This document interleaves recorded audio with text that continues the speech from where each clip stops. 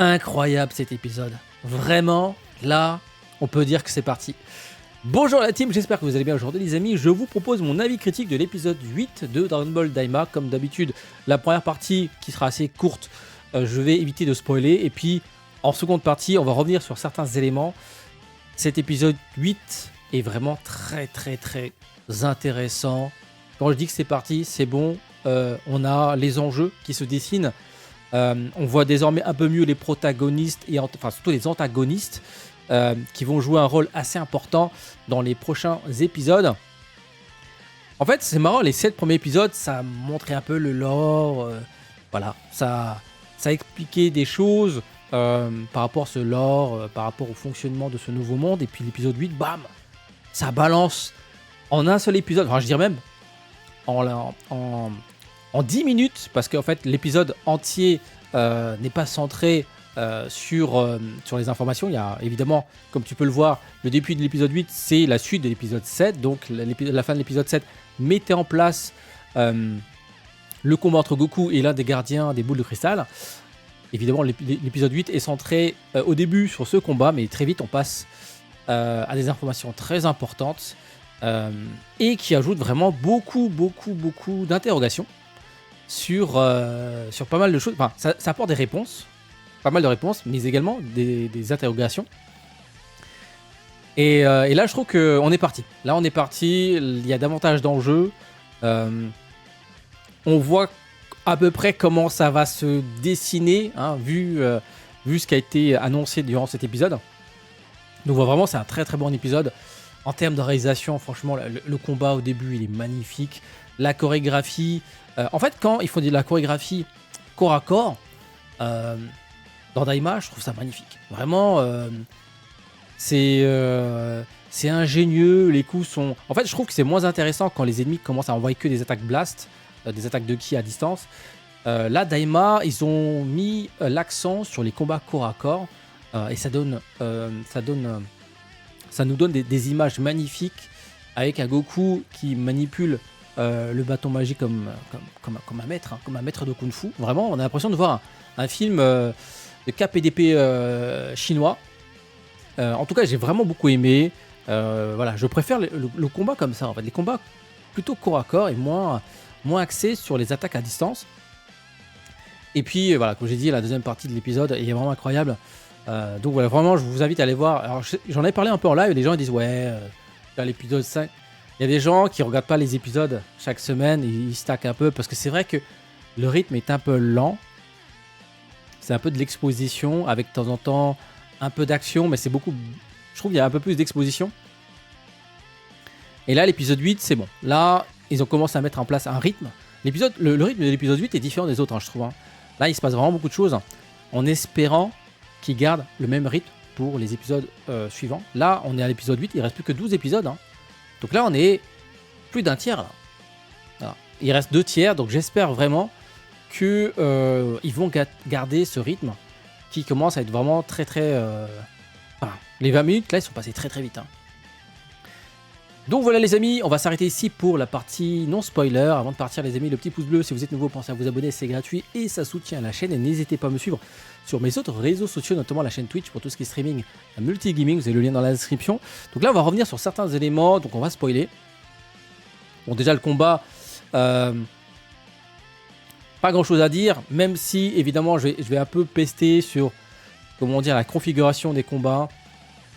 Quand tu vois que Goku commence en forme de base, tu te poses la question, mais pourquoi il commence en forme de base?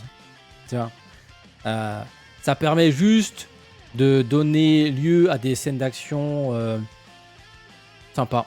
Parce qu'en vrai, Goku se transforme en Super Saiyan 2 parce qu'il s'est transformé en Super Saiyan 2 pendant ce combat. Le combat aurait duré 1 minute. Voilà. Je m'attendais à un combat un peu plus serré. C'était le cas lorsque Goku était en forme de base, mais très vite, quand Goku est passé à l'étape supérieure, bon bah là, il y avait plus de combat en fait. Et c'est un des éléments que je trouve un peu dommage, c'est que Goku, encore une fois, reste trop fort. Il n'y a pas vraiment de danger actuellement qui génère un peu de tension dramatique. Là, on sait très bien que Goku, peu importe l'adversaire qu'il va rencontrer, en tout cas pour l'instant, on sait qu'il n'aura aucun souci pour neutraliser les différents obstacles. Donc voilà, le gardien qu'on avait survendu comme voilà, personne n'a réussi à battre le gardien, personne n'a battu le Tamagomi, je crois. Et du coup, je m'attendais vraiment à un combat très serré. Bon, en fait, non, c'était vraiment pas serré du tout. Alors, je veux dire Tamagami, je crois que je me suis trompé dans le nom. Donc, le gardien numéro 1 a été neutralisé assez rapidement dès lors que Goku est passé aux choses sérieuses.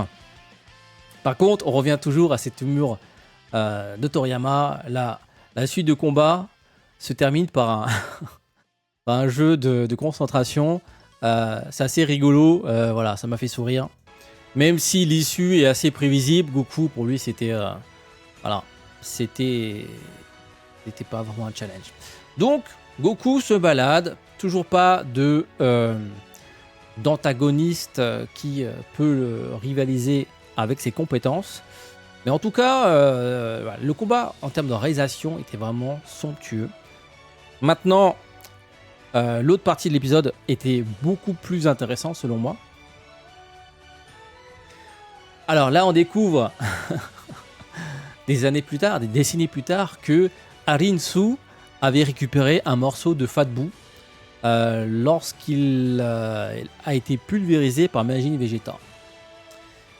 Alors c'est marrant, on en avait parlé il y a quelques mois quand on jouait à Dragon Ball Sparking Zero. Quand on faisait un peu les différents scénarios What If, on se rendait compte qu'en fait Vegeta est à l'origine de pas mal d'emmerdes en fait, mine de rien. Il y a des décisions de Vegeta qui sont des mauvaises décisions, qui enchaînent, qui entraînent des conséquences assez désastreuses. Et derrière, bon, ils arrivent toujours à trouver une solution, mais la plupart des problèmes peuvent être gérés bien en amont, tu vois. Là, encore une fois, par la faute de Vegeta, même si évidemment c'est pas vraiment de sa faute, si c'est de sa faute. Si Fat-Buu a pu naître, c'est à cause de lui. Voilà. Donc on va dire c'est le découlement d'une mauvaise action de base de Vegeta. Donc là, c'est la scène de Majin Vegeta qui pulvérise Fat-Buu. Et là, Arinsu a récupéré, entre guillemets, par magie, comme par hasard, était à côté. Alors, non, en fait, c'est plutôt dans l'autre sens. Elle observait la scène à distance. Apparemment, elle aurait des liens avec Dabra.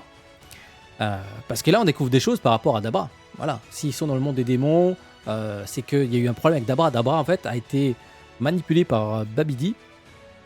Et du coup, c'est pour ça que Goma a pu prendre sa place. Et peut-être que Arinsu s'est initialement déplacé sur Terre pour essayer pour retrouver Dabra. Et peut-être que là, elle a pu profiter de la cohue générale pour récupérer un morceau de Fat-Buu. Alors, bizarrement, personne n'a réussi à la détecter. Alors, peut-être qu'elle a des compétences spéciales qui lui permettent d'être d'être capable de se faufiler sans que personne la détecte. Mais voilà, je trouve ça un peu curieux, voilà. Parce que mine de rien, elle se trouve assez proche de Majin Vegeta et de Fat-Buu. Donc c'est un des morceaux de boue qui est tombé lorsqu'il a été pulvérisé par Majin Vegeta. Donc voilà, Fat-Buu aurait peut-être pu sentir le fait qu'il lui manquait un petit morceau. Voilà. Alors peut-être que c'est le petit morceau qu'il a perdu, qui l'a rendu plus faible. Non, je sais pas. Non. Peut-être il y a une autre théorie comme quoi c'est pour ça que Goku a pu le battre, parce qu'il manquait un morceau. Voilà. Ensuite, Arinsu nous parle, nous révèle, nous révèle l'origine de Buu en fait. On pensait que c'était Babidi, Bibidi, le père de Babidi, qui avait créé Buu. En fait, non, il s'agit de cette sorcière démon qui serait à l'origine de la création du Buu.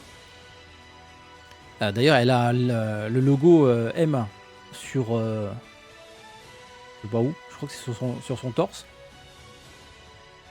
Ah non, c'est peut-être sur la marmite. Ouais, je crois que c'est sur la marmite.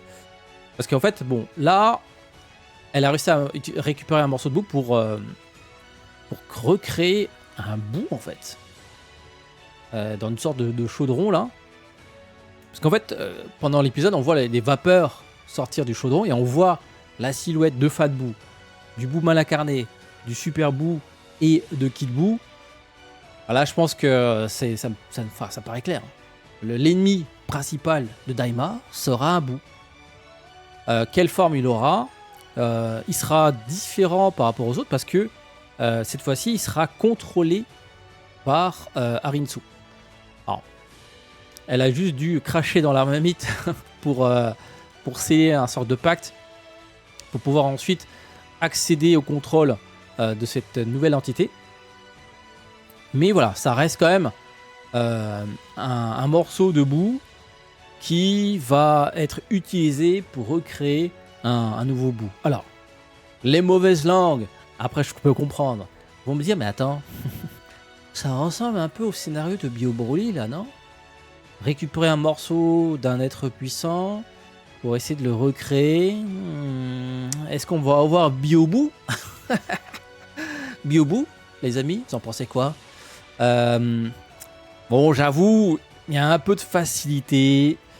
On a eu le retour de Freezer, avec Golden Freezer. On a eu le retour de Cell, avec Cell Max.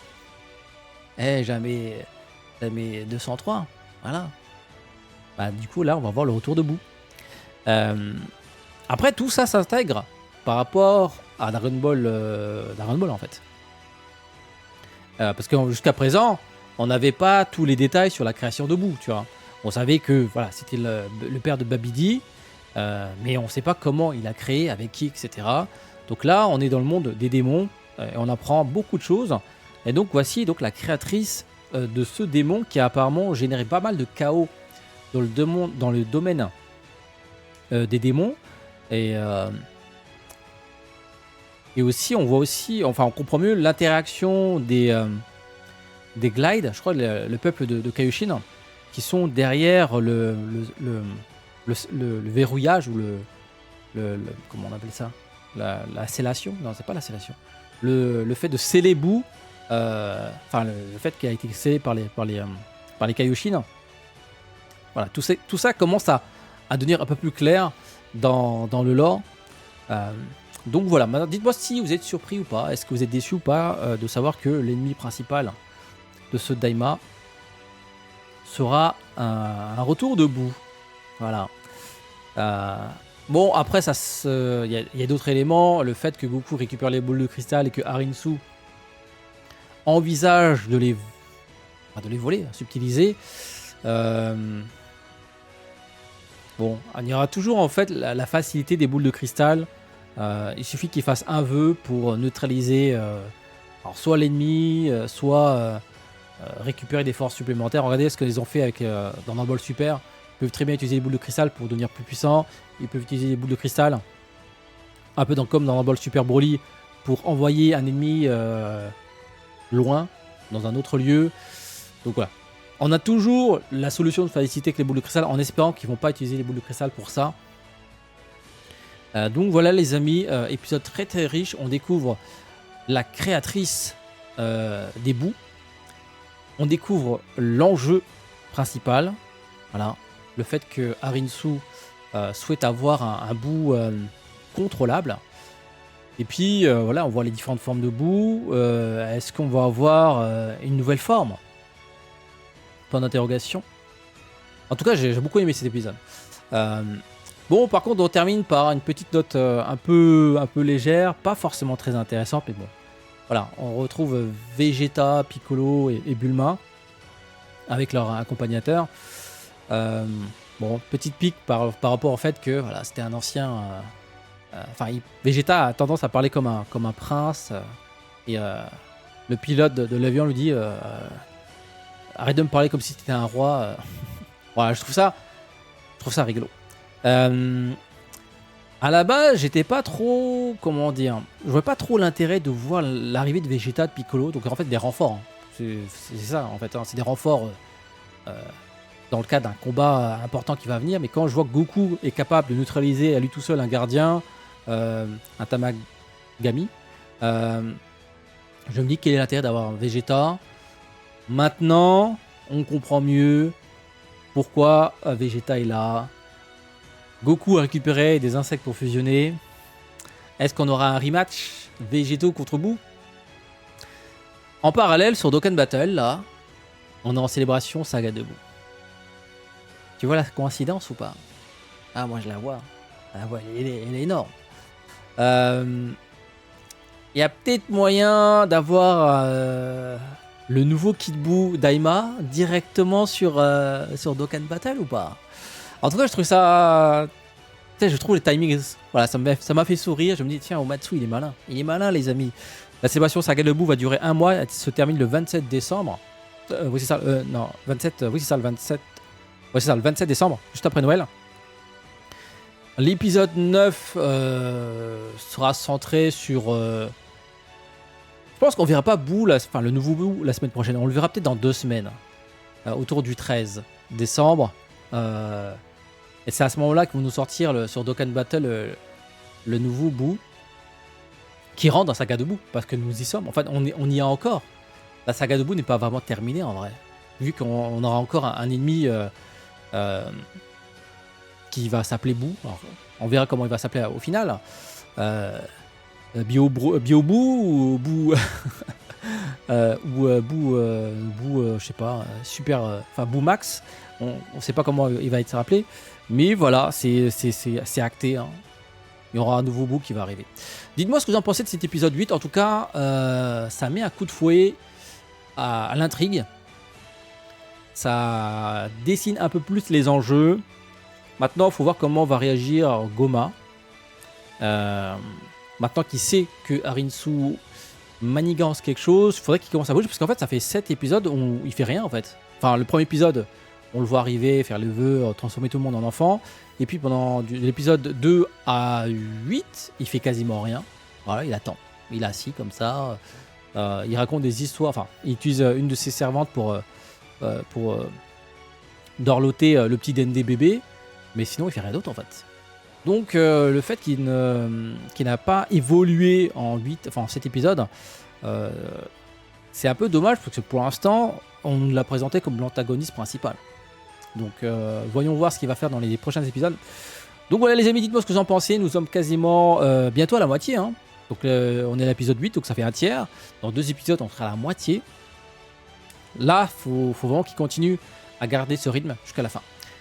J'ai beaucoup aimé, je mets un très 5 sur... Enfin, je mets un 5 sur 5. Voilà. Je mets un 5 sur 5. C'est vraiment... Je pense que c'est le meilleur épisode de Daima sorti à ce jour. Sur ce, à très bientôt les amis. Ciao, ciao.